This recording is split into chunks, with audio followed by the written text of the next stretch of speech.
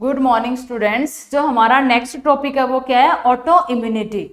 Auto immunity का मतलब क्या होता है? अपने आप क्या हो जाना, हमारी बॉडी के अंदर बीमारी का हो जाना।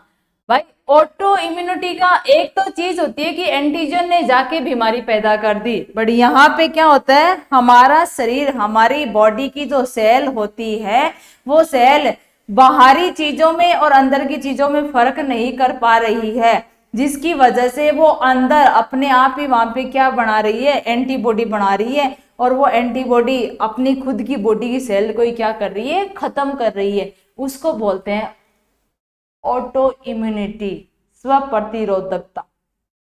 भाई जो प्रतिरोधकता हम बाहर से एंटीजन लेके पैदा करवा रहे थे, जो क्या कर रहे थे, शरीर को प्रोटेक्शन दे रही थी, ये एक ऐसी चीज है जो शरीर को प्रोटेक्शन नहीं देगी, शरीर को नाश करेगी। समझ में आया कि यहाँ पे ना तो बाहर से कोई एंटीजन आएगा ना ही कोई और चीज, मतलब ये बाहरी चीजों में और अंदर की चीजों में दोनों में कोई फर्क नहीं महसूस कर पा रही, ना तो बाहर की सेल को देख रही है ना अंदर की सेल को, दोनों सेलों में ये अंतर ही नहीं कर पा रही है। और ये क्या कर रही है, हमारी बॉडी अंदर और एंटीबॉडीज बना रही है हमारी सेल के लिए ही। उसको यही नहीं पता है कि बाहर की चीजें कौन सी है और अंदर की चीजें कौन सी है, मेरे शरीर की मेरी चीजें जो अंदर बनी हुई है वो कौन कौन सी है। वो एंटीबॉडी बनाने लग जाती है खुद की सेल के लिए ही, डिफ्रेंशिएशन उसको अंदर ही नहीं पता है, वो तो एंटीबॉडी बनाने लग जाती है। और वो एंटीबॉडी हमारे शरीर को क्या करती है, फिर खत्म करती है, हमारे शरीर की कोशिकाओं को वो क्या करती है, खत्म करती है। उसको बोलते हैं स्व प्रतिरोधकता, अपने आप होने वाली बीमारी जिसका कोई बाहरी वातावरण से लेना देना नहीं है, अंदर ही क्या कर रही है, वो कंडीशन बन रही है और हमें बीमारी दे रही है, जिसकी वजह से हमारा शरीर धीरे धीरे क्या हो रहा है, प्रॉब्लम में आ रहा है। अगर इसके डेफिनेशन की बात की जाएगी तो डेफिनेशन के अंदर क्या होता है कि वो स्थिति जिसमें शरीर का इम्यून तंत्र बॉडी टिश्यू तथा बाहरी टिश्यू के बीच में कोई अंतर नहीं कर पा रहा है। मतलब ये वह स्थिति होती है जिसमें हमारे शरीर का जो इम्यून तंत्र या इम्यून सिस्टम होता है वो शरीर के बॉडी टिश्यू तथा बाहरी तत्वों एंटीजन के बीच में फर्क नहीं कर पा रही है और स्वयं के शरीर के ऊतकों के विरुद्ध ही एंटीबॉडी का निर्माण कर देती है। मतलब वो हमारे शरीर के टिश्यू और बाहरी एंटीजन के बीच में अंतर नहीं कर पा रही है और वो क्या करती है, हमारे शरीर के स्वयं के विरुद्ध ही एंटीबॉडी बना लेती है। और यही स्थिति क्या कहलाती है, स्व प्रतिरोधकता और auto immunity. Is that clear? क्या कर रही है, हमारी बॉडी स्वयं के टिश्यू के खिलाफ क्या बना रही है, एंटीबॉडी बना रही है, उसी को आप क्या बोलते हो, स्व प्रतिरोधकता और ऑटो इम्यूनिटी। इस प्रक्रिया के दौरान उत्पन्न एंटीबॉडी ऑटो एंटीबॉडीज कहलाती है, क्योंकि ये तो अपने आप बनी है ना, बाहर से कोई एंटीजन ही नहीं आया था, अपने आप ही हमारी बॉडी ने वहां पे क्या बना दी, एंटीबॉडी बना दी। और ये ऑटो एंटीबॉडी हमारे शरीर को क्या करती है, नष्ट करना स्टार्ट कर देती है। समझ में आया? जो ये ऑटो एंटीबॉडी हमारे शरीर में बनी है वो हमारे स्वयं के शरीर के टिश्यूज को, सेल्स को नष्ट करना स्टार्ट कर देती है। इसी को आप क्या बोलते हो, ऑटो इम्यूनिटी और स्व प्रतिरोधकता। अगर हम हमारे खुद के शरीर के अंदर जो भी टिश्यू है और बाहर से कोई एंटीजन आया, उनमें कोई अंतर ना करके, शरीर को पता ही नहीं है बाहर से कोई एंटीजन नहीं है, फिर भी उसको ये लग रहा है कोई बाहर से चीज आ गई है, तो हमारा शरीर एक्टिवेट हो जाता है, शरीर की जो कोशिकाएं वो एक्टिवेट हो जाती है और वो कोशिकाएं फिर क्या करती है, अपने आप ही एंटीबॉडी बनाने लग जाती है। और वो एंटीबॉडी हमारे शरीर में जो अपने आप बनी थी वो हमारे ही शरीर के बॉडी टिश्यूज को नष्ट करना स्टार्ट कर देती है, हमारे शरीर की कोशिकाओं को नष्ट करना स्टार्ट कर देती है। वही क्या कहलाती है, ऑटो इम्यूनिटी। समझ में आया? अगर इस ऑटो इम्यूनिटी के बारे में हम कुछ फैक्टर देखें कि कौन कौन सी ऐसी सेल होती है जो रेस्पॉन्सिबल होती है ऑटो इम्यूनिटी बनाने के लिए, यहाँ पे जो फर्स्ट वन की बात करें, क्या है, factor responsible for auto immunity. Auto immunity के लिए कौन कौन से फैक्टर है वो रेस्पॉन्सिबल है। फर्स्ट वन क्या है, हेल्पर सेल और सप्रेसर सेल का क्या हो जाना, कम हो जाना, क्योंकि ये दोनों ऐसी सेल हैं जो क्या करती है, हमारे शरीर को बाहरी खतरनाक स्थितियों से बचाने का काम करती है, बाहरी एंटीजन से, कारकों से बचाने का काम करती है। तो अगर जब एंटीबॉडी, जब ये सेल्स क्या होंगी, कम हो जाएंगी, नहीं बन पा रही है, अपना काम नहीं कर पा रही है, तो उस कंडीशन के अंदर भी ऑटो इम्यूनिटी बन जाती है। फॉरेन बॉडी यहाँ पे वो चीज देखनी है कि अगर हमारे शरीर का कोई पार्ट टूट गया, समझ में आया, अगर कोई अंग है वो टूट गया है और टूट के कहाँ पे रह गया, हमारे शरीर में ही रह गया, कहाँ, हमारी बॉडी में ही रह गया, तो वो तो अब खराब चीज है। तो जो भाई डेड, मृत कोशिका या मृत टिश्यू अगर हमारे शरीर में रह जाते हैं तो वो क्या है, फॉरेन पार्टिकल्स ही हो गए, तो उसको ये लगेगा कि ये बाहर से कोई चीज आई है और वो क्या करेगी, उनके खिलाफ भी एंटीबॉडी बना देगी। है तो शरीर का ही भाग है, बट वो टूट के अंदर ही रह गया, खत्म हो गया, डिस्ट्रॉय हो गया। मान लो लीवर का कोई टुकड़ा जो खराब था, वो खराब वहां पे है, वहीं पे मौजूद है, तो शरीर और अपने आप क्या करेगा, उनके खिलाफ एंटीबॉडी बनाने लग जाएगा। अब उसको ये नहीं पता है कि ये तो तेरा ही पार्ट था भाई, समझ में आया। तो जब कोई शरीर का पार्ट सीक्वेस्ट्रेटेड का मतलब क्या होता है, कोई भी बॉडी का पार्ट खराब होके, नष्ट होके अगर शरीर में ही रह गया तो उसके खिलाफ भी क्या बन जाएंगी, ऑटो एंटीबॉडी बन जाएंगी, क्योंकि उसको ये लगेगा फॉरेन बॉडी है, मतलब बाहर का आया हुआ कोई मेहमान है। अगर इन्फेक्शन पहले हो रखा था, समझ में आ रहा है, अब वो इन्फेक्शन तो क्या हो गया, खत्म हो गया, बट खत्म होने के बाद में भी एंटीबॉडी बढ़ना बंद नहीं हो रही है, वो तो चालू ही है, वो चालू रहेंगी, तो भी वो क्या करवाएगी, ऑटो इम्यूनिटी करवाएगी। डायरेक्ट एक्टिवेशन, बीटा सेल्स, जो बी सेल लिम्फोसाइट्स होती हैं, टी और बी, अगर ये बी साइट्स, जिसको बोलते हैं इम्यूनिटी देने वाली, इम्यूनिटी का मतलब पता है ना, हमने पिछली क्लास में पढ़ा है, इम्यूनिटी देने वाली जो ये सेल्स हैं, अगर ये ज्यादा एक्टिवेट हो गई तो भी प्रॉब्लम आएगी। और अगर मान लो जेनेटिक फैक्टर हो, अगर उसकी फैमिली में भी किसी को ये ऑटो इम्यूनिटी वाला सिस्टम था, तो उसको भी ये कंडीशन है, हो सकती है। ये फैक्टर है जो इसके लिए कुछ रेस्पॉन्सिबल हो सकते हैं। पहला क्या हो जाना, टी सेल हेल्पर और सप्रेसर, ये दोनों ऐसी सेल होती हैं जो क्या करती हैं, जो भी कोई एंटीबॉडी बनेंगी वो उनको सप्रेस करने का काम करेंगी। समझ में आया, जो भी कोई चीज बनेगी तो उन चीजों को क्या करती है, सप्रेस करती है और एक हेल्प करती है। जब सहायता करते हैं, सब साथ में मिलके हेल्प करेंगे, तो हम एंटीजन को बाहर निकालने में क्या करते हैं, कामयाब हो जाते हैं।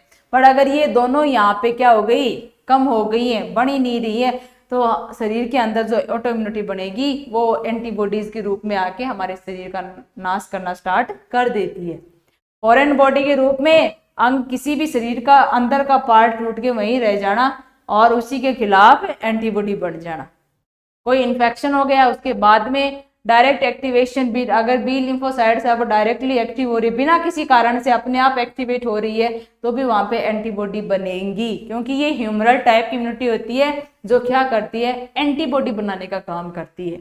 और लास्ट में क्या है, जेनेटिक फैक्टर, अगर परिवार में किसी को ये प्रॉब्लम है तो उसको भी ये होने के चांसेस हो सकते हैं। तो ये कुछ फैक्टर होते हैं जो ऑटो इम्यूनिटी के लिए रेस्पॉन्सिबल होते हैं। समझ में आया, हेल्पर और सप्रेसर सेल का कम हो जाना, शरीर के किसी पार्ट का टूट के अंदर ही रह जाना, इन्फेक्शन होने के बाद में भी हो जाना, और बी सेल जो एंटीबॉडी बनाती है खाली, उनका एक्टिवेशन हो जाना। तो ये अगर एक्टिवेट हो गई, सक्रिय हो गई, तो एंटीबॉडी बनाती रहेंगी। और जेनेटिक फैक्टर, अगर यहाँ हम नेक्स्ट बात करेंगे तो कुछ ऑटो इम्यूनिटी के डिसऑर्डर होते हैं, मतलब ऑटो इम्यूनिटी या ऑटो इम्यून डिजीज भी होती है, बीमारियां भी होती है। पहले क्या होती है, ऑटो इम्यून थायराइड, थायरोइडाइटिस का मतलब थायराइड की प्रॉब्लम। क्या है भाई, ऑटो इम्यून थायरोइडाइटिस मतलब थायराइड की प्रॉब्लम। अगर क्या हो गया, थायराइड की प्रॉब्लम हो गई है किसी इंसान को, समझ में आ रहा है। थायराइड ग्लैंड सारे जानते हो, थायराइड ग्रंथि, अगर उसके अंदर इन्फेक्शन हो गई है, ऑटो इम्यून थायराइडाइटिस, अपने आप थायराइड ग्लैंड के अंदर होने वाला संक्रमण। ग्रेव्स डिजीज, ये भी क्या है, थायराइड की ही प्रॉब्लम है जो अपने आप ही होती है। ऑटो इम्यून एडिशन डिजीज, ये क्या होती है, जो एडिशन डिजीज है ये एक प्रकार की हार्मोन होता है एडीएच, एंटी डायरेटिक हार्मोन, जो पोस्टीरियर पिट्यूटरी ग्लैंड से निकलता है, उसकी कमी की वजह से। अभी इसकी कमी क्या हो गई, किसकी वजह से हुई, कोई कारण नहीं पता, अपने आप ही हुई है। समझ में आ रहा है। तो ये ऑटोइम्यून, इनका डिस्क्रिप्शन है वो आगे आता जाएगा, यहाँ सिर्फ उनके नाम दिए गए हैं कि ऐसी कौन कौन सी बीमारियां हैं जो क्या है ऑटो इम्यूनिटी के अंदर आती हैं या ऑटो इम्यून डिजीज कहलाती हैं। पहले क्या है, थायराइड के अंदर कोई प्रॉब्लम हो जाना, थायराइड का बहुत ज्यादा सक्रिय हो जाना, वो क्या होता है, ग्रेव डिजीज। एडिशन के अंदर, ऑटो इम्यून एडिशन का मतलब क्या होता है, एडीएच हार्मोन का अपने आप ही कम हो जाना। पर्नीशियस एनीमिया, ये एनीमिया इसका कोई एग्जैक्ट कारण नहीं है, कोई इटियोलॉजी नहीं दे रखी है, कोई रिस्क नहीं दे रहा है कि किसकी वजह से हुआ था, अपने आप ही ये होने वाला एनीमिया है, रक्त की कमी का। समझ में आया। इंसुलिन डिपेंडेंट डायबिटीज मेलाइटिस, ये भी ऑटो इम्यून के अंदर इंक्लूड आता है। ऐसे तो हम मान लेते हैं कि भाई इंसुलिन की क्या हो गई, कमी हो गई। समझ में आ रहा है। इंसुलिन वहां पे नहीं बन पा रहा है, क्यों नहीं बन पा रहा है, सेल के प्रति, जो सेल होती है वो इंसुलिन के प्रति रेजिस्टेंस शो करने लग गई है। क्यों करने लग गई है, अपने आप ही, वो उनका काम है, वो अपने आप हो रही है। क्यों हो रही है, किस वजह से हो रही है, वो अपने आप ही सब कुछ करवा रही है वहां पे। तो ये इंसुलिन डिपेंडेंट डायबिटीज हो गया। हिमोलाइटिक एनीमिया, मतलब जब आरबीसी टूटने लग जाती है अपने आप ही किसी कारण के बिना। ऑटो इम्यून और ऑर्काइटिस, ऑटो इम्यून ऑर्काइटिस का मतलब होता है टेस्टिस का क्या हो जाना, जो मेल की टेस्टिस होती है उनके अंदर संक्रमण हो जाना। ये सारी क्या कहलाती है, ऑटो इम्यून डिसऑर्डर होते हैं। अगर इसके बाद में देखा जाए ऑटो इम्यून डिसऑर्डर के अंदर जो नेक्स्ट कंडीशन आएगी, वो नेक्स्ट कंडीशन क्या है, क्रॉनिक हेपेटाइटिस। अगर लीवर के अंदर क्या हो गया, इन्फेक्शन हो गया, क्या हो गया भाई, लीवर के अंदर इन्फेक्शन हो गया। और अगर अब लीवर के अंदर इन्फेक्शन हो गया तो नेक्स्ट अगर हम यहाँ पे बात करें, लीवर के अंदर इन्फेक्शन वाली कंडीशन आ गई, या माइस्थेनिया ग्रेविस, अगर क्या हो गई, ब्रेन की प्रॉब्लम हो गई, दिमाग की कोई प्रॉब्लम हो गई। अगर बिलियरी लीवर के अंदर क्या हो गया, वो बन गए, सीरोसिस का मतलब होता है लीवर के अंदर जगह जगह पे क्या बन गए हैं, अल्सर बन गए। समझ में आ रहा है। जो लीवर है हमारी बॉडी का, उसके अंदर क्या बन गए हैं, अल्सर बन गए हैं। और कोलाइटिस, अगर किसका, इन्फ्लामेशन कोलन का, कोलन के अंदर जो होते हैं ना स्मॉल इंटेस्टाइन और लार्ज इंटेस्टाइन, अगर इनके अंदर जो भी आंत होती है अगर उसमें भी कोई इन्फेक्शन हो जाता है बिना किसी कारण के, तो वो क्या है, ये कारण से भी होती है, ऐसा कुछ नहीं है, कारण से भी होती है, बट कारण के साथ साथ ही ऑटो इम्यून भी है। अपने आप हमारी बॉडी के अंदर होने वाले कुछ ऐसे डिसऑर्डर हैं जो कारण के साथ तो होते ही होते हैं, और कई बार बिना किसी कारण से भी ये क्या हो सकते हैं, बीमारियां हो सकती हैं। समझ में आया। तो ये सारी तो कौन सी बीमारियां हो गई, ऑटो इम्यून। अगर यहाँ पे इन सब के बाद में नेक्स्ट जो देखेंगे तो कुछ और भी आ गई है। ये देखो आर्थराइटिस वगैरह हो गया, डर्मेटोसाइट्स हो गए, सिस्टेमेटिक स्क्लेरोसिस हो गया, रूमेटॉइड आर्थराइटिस, मतलब बोन की जितनी भी बीमारियां हैं ना हड्डियों की, ये भी क्या होती है, कई बार ऑटो इम्यूनिटी की वजह से हो जाती है, बिना किसी दूसरे इन्फेक्शन की वजह से। या आर्थराइटिस ऐसी बीमारी है कि दूसरा इन्फेक्शन हुआ था, वो इन्फेक्शन तो खत्म हो गया, बट जो उसकी एंटीबॉडी बनी थी ना, वो एंटीबॉडी डायरेक्टली जाके हमारी हड्डियों को क्या करती है, नुकसान पहुंचाती है। समझ में आ रहा है। कोई एक इन्फेक्शन हुआ था, वो इन्फेक्शन तो ठीक हो गया, बट उस इन्फेक्शन के खिलाफ जो हमारे शरीर में एंटीबॉडी बनी थी ना, वो एंटीबॉडी अब क्या कर रही है, हड्डियों को नुकसान पहुंचा रही है। तो यही सारी चीजें क्या होती है, ऑटो इम्यूनिटी। समझ में आ रहा है। ऑटो इम्यूनिटी या ऑटो एंटीबॉडी जो अपने आप या तो पहले से बनी हुई है या अपने आप ही बन के हमारे ही शरीर की जो रोग प्रतिरोधकता पैदा कर रही थी, अब वो रोग प्रतिरोधकता पैदा ना करके हमारे शरीर को क्या कर रही है, नष्ट करने का काम कर रही है, उसी को आप क्या बोलते हो, auto immunity. Is that clear? समझ में आया? जो शरीर के अंदर क्या कर रही थी, रोग प्रतिरोधक क्षमता, बीमारियों से लड़ने की क्षमता पैदा कर रही थी, अब ये कई बार अपनी मनमानी करने लग जाती हैं, और अपनी मनमानी करेंगी तो ये हमारे शरीर को क्या करती हैं, नुकसान पहुंचाती है। Is that clear? तो ये सारी चीजें क्या हो गई, कुछ डिसऑर्डर्स हो गए जो किसके अंदर इंक्लूड होते हैं, ऑटो इम्यून डिजीज के अंदर इंक्लूड होते हैं। ठीक है, नेक्स्ट अगर हम यहाँ पे बात करेंगे इस ऑटो इम्यून डिसऑर्डर के साथ में, अगर यहाँ पे कंडीशन देखी जाती है होम्योस्टेसिस। भाई ऑटो इम्यून तो हमने पढ़ लिया कि हमारे शरीर के अंदर ऐसी बीमारियां जो डेवलप हो गई हैं और वो डेवलप होने के बाद ठीक भी हो गई हैं, और ठीक होने के बाद जो उनके कुछ अंश बच गए थे वो अंश अब हमारे शरीर को क्या कर रहे हैं, नष्ट कर रहे हैं।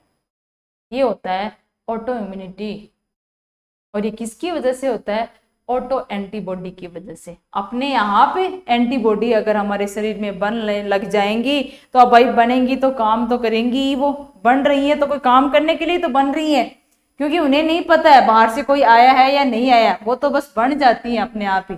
अब अगर वो बनेंगी तो क्या कंडीशन वहां पे कोज हो जाएगी, अपने आप बीमारियां वहां पे हमारे शरीर में होने लग जाती है, और हमारे शरीर की खुद की सेल खत्म होने लग जाती है, टिश्यू खत्म होने लग जाते हैं। नेक्स्ट ऑटो इम्यूनिटी के बाद हम जो टॉपिक पढ़ेंगे वो क्या होता है, होम्योस्टेसिस। नाम से भी सारे चीजों को पता है, होम्योस्टेसिस का मतलब क्या होता है, ये हमारी बॉडी से रिलेटेड है। होम्योस्टेसिस का मतलब होता है बाहरी वातावरण, शरीर के बाहरी वातावरण और शरीर के अंदर के वातावरण में क्या बना के रखना, बैलेंस बना के रखना, इसी को बोलते हैं होम्योस्टेसिस। स्टेसिस का मतलब होता है बना के रखना, और होम्यो का मतलब होता है बैलेंस। किसके बीच में, शरीर के अंदर के वातावरण और शरीर के बाहर के वातावरण के बीच में, इन दोनों के बीच में अगर बैलेंस बनेगा, समानता बनेगी, उसी को आप क्या बोलते हो, होम्योस्टेसिस। कैसे? आपने देखा है कई बार जब आपको इतनी भयंकर वाली धूप लगती है, आपकी बॉडी का टेम्परेचर क्या हो गया, बढ़ गया, ऐसे लग रहा है बुखार हो रखी है, बट जब बॉडी का टेम्परेचर बढ़ जाता है तो वो बढ़ा हुआ ही नहीं रहता है। आप थोड़ी देर बाद में देखना आपकी बॉडी से पसीना भी निकलता है। आपको अगर गर्मी लग रही है और ऐसे लग रहा है पानी डाल लो, तो जैसे ही आपको गर्मी महसूस होगी आपकी बॉडी का टेम्परेचर बढ़ेगा, जो बढ़ा हुआ टेम्परेचर है वो क्या होगा, सेल्स के द्वारा आपके हाइपोथैलेमस के पास सूचना लेके जाएगा, और वो हाइपोथैलेमस सूचना देगा किसको, पसीने की जो ग्रंथियां होती हैं उनको, और वो स्वेट ग्लैंड वहां से क्या करेंगी, पसीना निकालेंगी, और पसीना जैसे हमारी बॉडी में आएगा हमें क्या होगी, ठंड महसूस होने लग जाएगी। Is that clear? ये होता है अंदर और बाहर के वातावरण में सामंजस्य बढ़ाना, बैलेंस बनाना। समझ में आया आप लोगों को? कई बार ऐसी सिचुएशन आ जाती है कि आप भाई सर्दी का मौसम है, इतनी सारी कंबल ओढ़ रखे हैं, बट फिर भी कई बार आपको इतनी भयंकर वो कंपकपी उठती है, ठंड लगती है कि आपकी पूरी बॉडी हिलने लग जाती है। हुआ है ना ऐसा कि कंपकपी सी छूटने लग जाती है, और इतनी सर्दी ओढ़ रखी है कंबल, कहीं से भी कुछ भी नहीं खुला हुआ है, सब कुछ बंद पड़ा, आपका पूरी बॉडी आपकी कंबल से कवर है, फिर भी कंपकपी छूटती है। जैसे ही कंपकपी छूटी आपको क्या हुआ, ठंड लगी, तो आप चाहते हो कि कोई और कंबल डाले, बट जो वो कंपकपी छूट रही है ना, कंपकपी आपको महसूस हो रही है, वो कंपकपी महसूस हो रही है कि आपकी मसल्स जो मांसपेशियां हैं उनमें क्या हो रहा है, संकुचन हो रहा है, फ्रिक्शन हो रहा है। वो संकुचन क्या करेगा, गर्मी बढ़ाएगा, मतलब उससे हीट जनरेट होती है। भाई आपके हाथ क्या हो रहे हैं, ठंडे, जब आप इनको आपस में ऐसे फ्रिक्शन करते हो तो ये गर्म हो जाते हैं। वही चीज जब आपके शरीर में ठंड लगने लगती है तो आपकी मांसपेशियां क्या करती है, संकुचन करती है, और संकुचन करके वहां से गर्मी पैदा करती है, और वो गर्मी पैदा करके आपको क्या होगा, जो कंपकपी छूट रही थी वो कंपकपी फिर बंद हो जाती है 1-2 मिनट के अंदर ही। समझ में आ रहा है? ये होता है होम्योस्टेसिस। Is that clear? बाहर से कोई ठंडा पानी डाल के ऐसे ठंड वंड नहीं, आपकी बॉडी ही क्या करती है, बैलेंस बनाती है। इसी को बोलते हैं होम्योस्टेसिस। ठंड के टाइम पे गर्मी अपने आप बाहर निकलती है, आपकी बॉडी जनरेट करती है, गर्मी बनाती है, और जब गर्मी लग रही है तो पसीने के रूप में आपको ठंड महसूस करवाती है। आपको मान लो प्यास लगी हुई है, प्यास लगी हुई है, तो जब आप होम्योस्टेसिस कैसे बढ़ाओगे भाई? प्यास लग गई, आपने क्या किया, पानी पिया था, पानी पीने के थोड़ी देर बाद में आपने यूरिन पास आउट कर लिया, यूरिन पास आउट करने के बाद आपने बॉडी से पानी तो बाहर निकाल दिया, प्यास तो दोबारा लगेगी। तो उस प्यास को बुझाने के लिए आप क्या करते हो, दोबारा पानी तो पीते हो, क्योंकि आपको ही पता जब पानी पीऊंगा तो प्यास अपने आप खत्म हो जाएगी। वो पानी पिलाने के लिए जो आपका गला सूख रहा है, वो गला जो सूख रहा है, वो पानी पीओगे, वो किसके द्वारा आपको सूचना मिलेगी? आपके हाइपोथैलेमस के द्वारा, क्योंकि हाइपोथैलेमस में क्या होते हैं, ऐसे सेंटर मौजूद होते हैं, खाने के, पीने के, सोने के, टेम्परेचर को मेंटेन करने के सब सेंटर वहां पे मौजूद, एक एक कमरा सबका होता है हाइपोथैलेमस में। तो वो प्यास वाले कमरे को क्या करेगा, सूचना पहुंचाएगा कि भाई इस बंदे को बहुत भयंकर प्यास लगी है और इसको तू सूचना दे कि तू पानी पी ले। समझ में आया आप लोगों को? तो वो क्या करवाता है वहां पे, जब आप पानी पियोगे तो आपकी बॉडी में क्या हो जाएगा, बैलेंस बन जाएगा। समझ में आया आप लोगों को? Is that clear? वहीं आपने पानी पी लिया, अनाप शनाप पेट फूल गया, पानी इतना ज्यादा भर गया आपकी बॉडी के अंदर, आप क्या करते हो? वो पानी कैसे बाहर निकलेगा, गर्मी निकले, गर्मी बढ़ेगी, पसीने से निकलेगा, यूरिन पास आउट करने की आपकी क्षमता बढ़ेगी, आप यूरिन पास आउट करके आओगे, तो ये क्या होगा, वापस बैलेंस बना के रखा ना। तो भाई जितना आपने कुछ अंदर लिया है वो बाहर भी जाएगा, तो ये जो आने और जाने का जो सिस्टम होता है उनमें बैलेंस ही क्या कहलाता है, होम्योस्टेसिस कहलाता है। Is that clear? अब अगर इस होम्योस्टेसिस के अंदर हम बात करें कि इसकी डेफिनेशन क्या होती है, इसकी होम्योस्टेसिस की क्या हो, डेफिनेशन क्या होती है, तो डेफिनेशन के अंदर अगर हम यहाँ पे बात करेंगे कि तो मानव शरीर के क्या, मानव शरीर के इंटरनल इन्वायरमेंट को स्थिर अवस्था में बनाए रखने की प्रक्रिया ही क्या कहलाती है, होम्योस्टेसिस कहलाती है। मानव शरीर के इंटरनल इन्वायरमेंट को स्थिर अवस्था में बनाए रखने को या आप क्या बोलते हो, होम्योस्टेसिस बोलते हो। हम जानते हैं ये होम्योस्टेसिस मेंटेन करने के लिए दो कंपोनेंट होते हैं, एक होता है बाहरी वातावरण और दूसरा होता है आंतरिक वातावरण। भाई बाहरी वातावरण और आंतरिक वातावरण, इन दोनों के द्वारा क्या किया जाता है, होम्योस्टेसिस मेंटेन किया जाता है। कई बार बाहरी वातावरण ज्यादा गर्म होगा तो जो अंदर का वातावरण है वो क्या होगा, वहां से कूल इन्वायरमेंट, पसीना निकाल के आपकी बॉडी को क्या कर देगा, ठंडा कर देगा। अगर कई बार बाहरी वातावरण ठंडा है तो आपकी बॉडी से वो गर्मी पैदा करके आपको ठंड से बचा लेगा। तो ये क्या होता है, बाहर के और अंदर के वातावरण में सामंजस्य बढ़ाना, इसी को आप क्या बोलते हो, होम्योस्टेसिस। अब अगर इस होम्योस्टेसिस की देखी जाए तो क्रियाविधि 3 तरीकों से कंप्लीट होती है। पहली क्या होती है, होम्योस्टेसिस का नियंत्रण क्रियाविधि 3 आधारभूत तत्वों पर निर्भर करती है। पहला detector, control centre, effector. Detector, control centre और इफेक्ट। डिटेक्टर का मतलब क्या होता है, इन्वायरमेंट, पर्यावरण, वातावरण। कंट्रोल सेंटर हाइपोथैलेमस, समझ में आ रहा है, और इफेक्टर जो आपकी बॉडी पे प्रभाव डालेगी।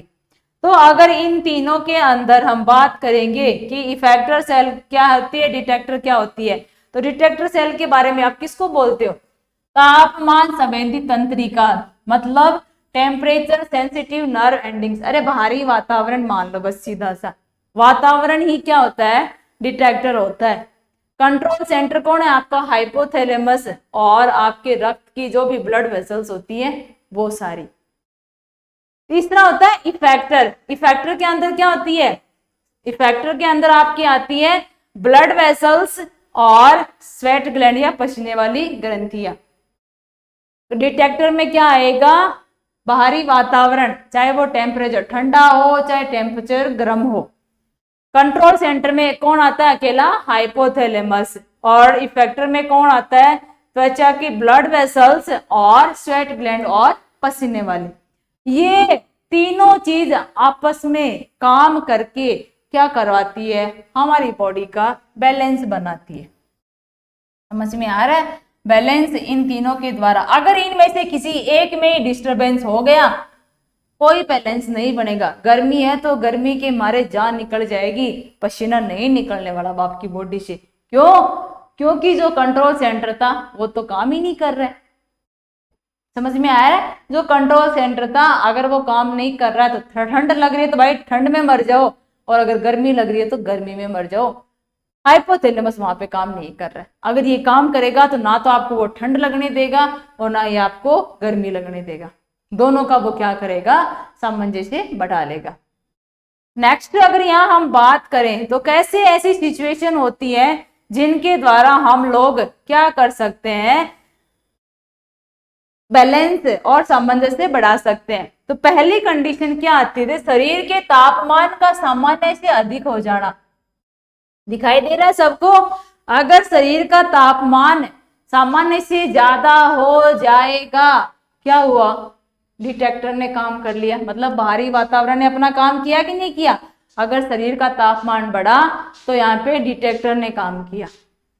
जैसे ही शरीर का तापमान ज्यादा हुआ तो ये क्या करेगा, टेम्परेचर सेंसिटिव नर्व एंडिंग्स को क्या करेगा, स्टिमुलेट कर देगा। जो भी टेम्परेचर या तापमान संवेदी तंत्रिकाएं होती हैं उन तंत्रिकाओं को वो क्या कर देगा, एक्टिवेट कर देगा। और वहां से फिर मैसेज किसके पास जाएगा, हाइपोथैलेमस के पास। किसके पास मैसेज जाएगा, हाइपोथैलेमस के पास। हाइपोथैलेमस के पास जैसे मैसेज जाएगा तो ये सेरेब्रम से हाइपोथैलेमस तक पहुंचने के बाद क्या करवाएगा, हाइपोथैलेमस से उपयुक्त प्रतिक्रिया प्रदर्शित होगी, जिससे शरीर में जितनी भी वाहिनियां या श्वेत ग्रंथियां जितनी भी प्रेजेंट है वो सारी क्या हो जाएंगी, एक्टिवेट हो जाएंगी। और वहां से वो क्या करती हैं, पसीने वसीने का सारी चीजों का क्या कर देते हैं, स्रावित करना स्टार्ट कर देते हैं, उत्सर्जन करना स्टार्ट कर देते हैं। और फिर क्या हो जाएगा, जैसे ही पसीना आएगा हमारी बॉडी से क्या हो जाएगा, तापमान धीरे धीरे फिर कम हो जाएगा। भाई जो ज्यादा हो रखा था तापमान, तो इसने क्या किया, मैसेज भेजा कंट्रोल सेंटर को। कंट्रोल सेंटर ने क्या किया, जो भी स्वेट ग्लैंड होती है या हमारे शरीर के अंदर जो भी ब्लड वेसल्स होती हैं उनके पास सूचना पहुंचाई कि आपको क्या करना है, पसीना निकालना है। और ब्लड वेसल्स को क्या करना है, जो भी वाहिनियां होती है, रक्त वाहिनियां, उनके अंदर जितना ज्यादा तेज वो बह रहा था खून, वो उसको क्या करेंगे, बोले थोड़ा धीरे धीरे खून का बहाव कर, तो वो उनको भी कम करवाएगी। और दूसरी तरफ जो क्या होती है, स्वेट ग्लैंड होती है, पसीना निकालने वाली जो ग्रंथियां होती हैं, वो उनको भी मैसेज देगा, तो वहां से वो क्या करेगी, पसीना निकालेगी। जब ये दोनों आपस में मिलके काम करेंगी तो जब पसीने का जैसे ही उत्सर्जन होगा, अपने आप बॉडी का तापमान क्या हो जाएगा, कम हो जाएगा। समझ में आ रहा है, तो यहाँ पे तीनों चीज काम करी है। वो डिटेक्टर हो गया, ये कंट्रोल सेंटर हो गया, ये इफेक्टर। इफेक्टर में मतलब टारगेट ऑर्गन के पास। टारगेट ऑर्गन कौन है भाई, हाइपोथैलेमस किसको टारगेट करेगा, स्वेट ग्लैंड को। और हमारे त्वचा में मौजूद जो भी ब्लड वेसल्स हैं उनको, उन्हीं को तो वो टारगेट करेगा। और यहाँ इनको टारगेट करते करते ये क्या करवा देगा, इनको जो चीज बढ़ी हुई थी कम करवा देगा। वहीं इसका उल्टा देख लो, अगर कम हो रखा है शरीर का तापमान तो वापस मैसेज वही हमारे हाइपोथैलेमस के पास जाएगा। हाइपोथैलेमस फिर क्या करेगा, वापस मैसेज भेजेगा किसके पास, वही ब्लड वेसल्स और स्वेट ग्लैंड के पास। तो ब्लड वेसल्स को तो ये कहेगा कि खून जल्दी जल्दी बहा, और स्वेट ग्लैंड को कहेगा कि तू पसीना मत निकालना।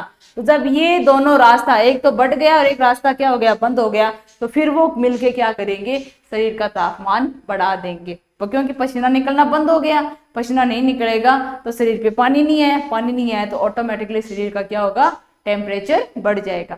ये क्या होती है? होम्योस्टेसिस होती है, जो बाहरी वातावरण और अंदर वाले वातावरण में सामंजस्य बढ़ा के रखने का काम करती है। दोनों का ही, कोई सी भी कैसी भी सिचुएशन हो, अगर पानी की कमी हो गई है तो पानी की भरपाई करेगी, और अगर पानी की भरपाई हो गई है तो उसको थोड़ा कम करेगी। समझ में आ रहा है? तो ये क्या होता है?